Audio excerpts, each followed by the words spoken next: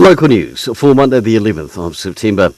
Wairarapa residents will get their chance to have their say on a proposed change to public transport in the region, with the public meeting being held tonight 7:30 at the Carterton Event Centre.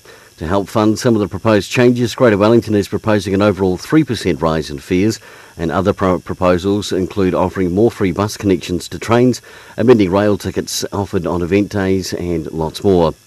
A 28-year-old man's been charged with firearms and drug offences following a search warrant in rural Wairarapa on Friday morning.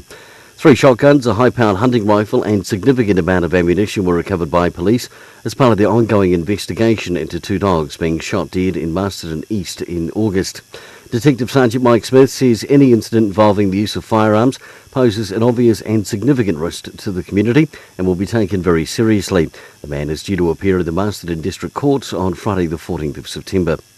And Foodie Stars of the Future have won free expert mentoring from Foodie Stars of Today, with the Wellington Good Food Boost program winners announced last week.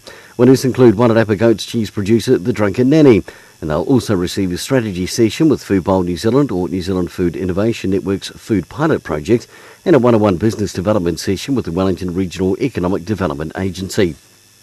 And in sport, Celtic are the 2017 netball champions, defeating Harcourts in the final at Colombo Road on Saturday. In a tight final, the Celtic girls hung on in the end to take the title 38-37. In the Prem Reserve grade final was Harcourts winners over Carterton. And the Farriers Wairarapa Bush have gone down to King Country 32-25 despite a strong second half comeback. For local news and sport, I'm Brent Gare.